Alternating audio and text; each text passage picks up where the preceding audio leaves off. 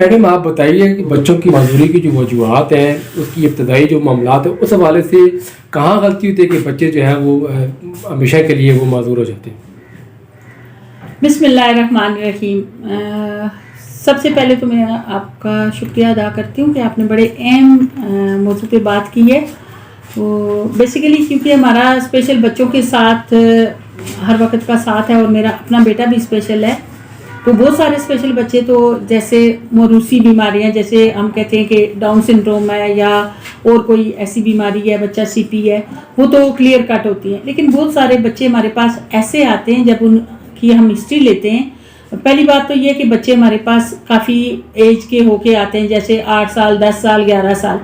تو ہمیں بہت بڑا گلہ اس چیز کا ہے کہ جب یہ بچے 8 10 11 12 سال تک ہو گئے ہیں تو یہ ظاہر ہے ڈاکٹرز کے پاس جاتے ہیں، یہ کسی ہیلتھ سینٹر میں جاتے ہیں،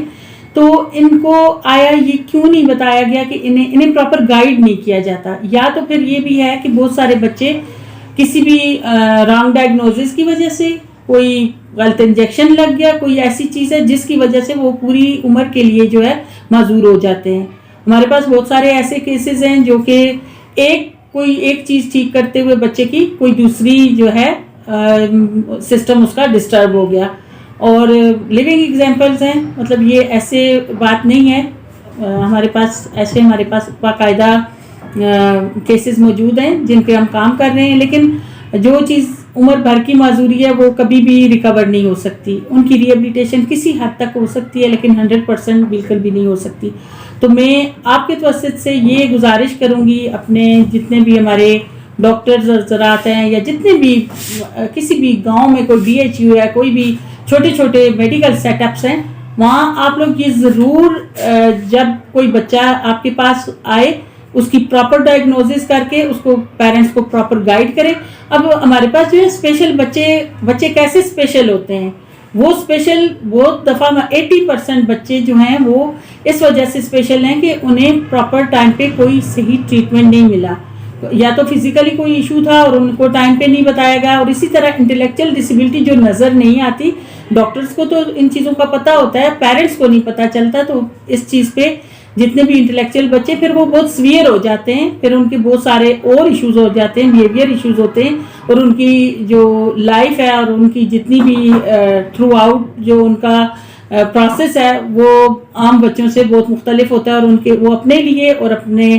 ماں باپ اور اس معاشرے کے لیے بھی ایک بوجھ بن جاتے ہیں۔ تو ہم سب نے ان بچوں کی بحالی کے لیے اور بہت ارلی انٹرونشن کی جو ہم بات کرتے ہیں کہ بہت چھوٹا جب بچہ آپ کے پاس آئے اسی ٹائم پہ ڈائگنوزس کر کے اس کو صحیح راستہ دکھائیں، تاکہ ہم سب مل کے ان بچوں کے لیے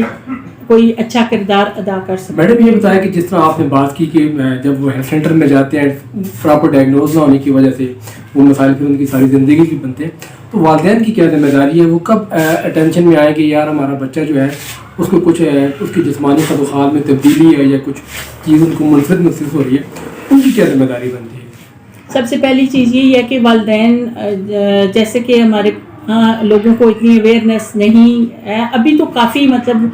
ظاہر ہے انٹرنیٹ ہے، یوٹیوب پہ لوگ دیکھ کے کافی، اب جو ینگ مدرز ہیں یا یہ لوگ کافی اویئر ہیں، لیکن اگر ہم بات کریں آج سے 10 12 سال 15 سال پہلے کی، یا جیسے میرا بیٹا ہے ابھی وہ 20+ ہے، تو ہم لوگوں نے کبھی بھی یہ چیزیں ہمیں ان ٹائم گائیڈ نہیں کیا جاتا، اور وہی بات ہے ڈائگنوزس نہیں ہوتی، تو والدین کا پہلا فرض والدین کا ہے کہ وہ ڈاکٹر کے ساتھ کنسلٹ کریں اور ان سے پوچھیں، اور اس چیز کے لیے اپنے جو بھی صحیح جگہ پہ، پہلی چیز ہے کہ آپ صحیح جگہ پہ جائیں۔ اگر آپ کو کوئی ایک صحیح ڈاکٹر مل جاتا ہے، کوئی صحیح ادارہ مل جاتا ہے، تو پھر ان بچوں کی زندگی بن سکتی ہے، لیکن مین چیز یہ پیرنٹس کا رول بہت اہم ہے، کیونکہ پیرنٹس نے اسے کسی اچھے ڈاکٹر کے پاس، بچہ تو ظاہر ڈیپینڈ کر رہا ہوتا ہے نا، وہ انڈیپینڈنٹ نہیں ہے، بچہ پیرنٹس پہ ڈیپینڈ کر رہا ہے، تو پیرنٹس کا رول جو ہے وہ عام جیسے نارمل مین اسٹریم کے بچے ہیں یا ایک ہم کہہ رہے ٹیپیکل بچہ ہے اس پہ بھی اتنا ہی فوکس ہوتا ہے، لیکن ایک بچہ آپ کو لگ رہا ہے کہ اس میں کچھ نہ کچھ دوسرے بچوں سے یہ ہٹ کے ہے یا تھوڑا سا مجھے ڈفرینٹ اس میں چیزیں نظر آ رہی ہیں، تو ہمیں فوراً سے اس چیز کو اگنور نہیں کرنا چاہیے کہ خیر ہے بٹ ٹائم ہو جائے گا، یا اس کے ابو بھی لیٹ بولے تھے، اس کے ابو بھی لیٹ چلے تھے، اس کے فلان لیٹ، ہمارے یہاں یہی ہوتا ہے، ایسی سٹوریز بنا لی جاتی ہیں، اور وہ اس بچے کے لیے پھر पूरी ज़िंदगी का। सम टाइम जो इलाज शुरू में कोई सर्जरी होनी थी या कोई थेरेपी होनी थी नहीं हो सकी तो फिर उसे बहुत टाइम लगता है या फिर वो कभी भी रिकवर नहीं होती। मैडम इस हवाले से ये बताएं कि जिस तरह आपने वालिदैन के किरदार की बात की, डॉक्टर्स के किरदार की बात की, तो गवर्नमेंट को किस लेवल पे काम करना चाहिए कि ताकि जो माशरे में ये जिस तरह की एक अफरादी जो नई नस्ल है उनके लिए वो मसाइल पैदा होते हैं, तो वो क्या किरदार अदा करे, क्या तजवीज़ आप देंगे? बेसिकली जैसे ही जब हम गवर्नमेंट की बात करते हैं तो हमारे यहाँ ज़्यादातर आपको पता है जितनी पॉपुलेशन है वो गरीब लोगों पे मुश्तमिल है, बहुत कम लोग, और ये मसाइल होते भी ज़्यादातर ऐसी फैमिलीज़ के साथ हैं जिनके इतने वसाइल नहीं होते,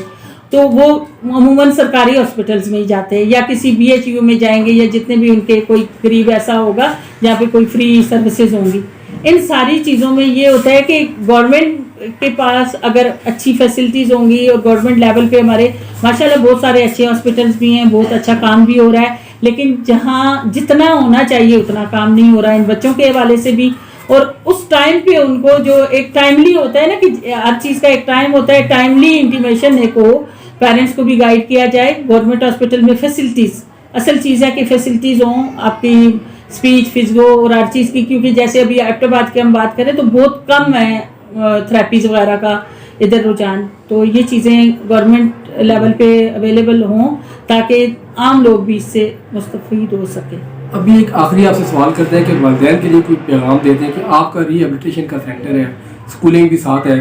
तो अगर ऐसे बच्चे अगर वो आएँ या उनके लिए वो आप क्या फैसिलिटीज़ आप उनको दे सकती हैं? मेरा वालिदैन से यही एक हमेशा गुजारिश रहती है, यही दरख्वास्त होती है कि अपने बच्चों पे बहुत ज़्यादा फोकस करें, और अगर आपके घर में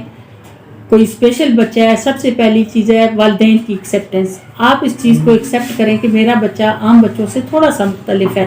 वो जो बच्चा थोड़ा सा मुख्तलिफ है उस पर आपने उसी तरह तवज्जो देनी है, उसी तरह उसकी स्कूलिंग के लिए और उस बच्चे की ग्रूमिंग के लिए करना है जैसे आप दूसरे बच्चे के लिए कोई नॉर्मली होता है। हमारे यहाँ जनवरी फरवरी में पेरेंट्स बड़ा स्कूल देख, बल्कि अभी दिसंबर से देखना शुरू कर देंगे कि मार्च में हमने आगे किस स्कूल में बच्चे को भेजना है, लेकिन एक स्पेशल बच्चे के लिए ऐसा कुछ भी नहीं सोचा जाता, उसे बिल्कुल एंड पे रखा जाता है। दूसरे बच्चों पे अच्छे खासे खर्चे किए जाते हैं, लेकिन अगर एक स्पेशल बच्चे के लिए फ़ी की बात हो या कोई भी चीज़ हम स्टेशनरी की बात हो तो उस चीज़ को बहुत पीछे रखा जाता है। तो मेरी यही गुजारिश है कि ये बच्चे भी, इनका उतना ही हक है जैसे आपका एक मेन स्ट्रीम का नॉर्मल बच्चा है, इनको भी उतना ही टाइम दें, और ये आपके लिए ब्लेसिंग है, इनको ब्लेसिंग समझें, बल्कि इनको हम कहते होते हैं कि इनको जन्नत का टिकट है ये आपके लिए। इन बच्चों पे जितनी आप तवज्जो देंगे ये आपके लिए, ये दुनियावी लिहाज से तो शायद आपको इतना फ़ायदा ना दे सकें, लेकिन ये आपकी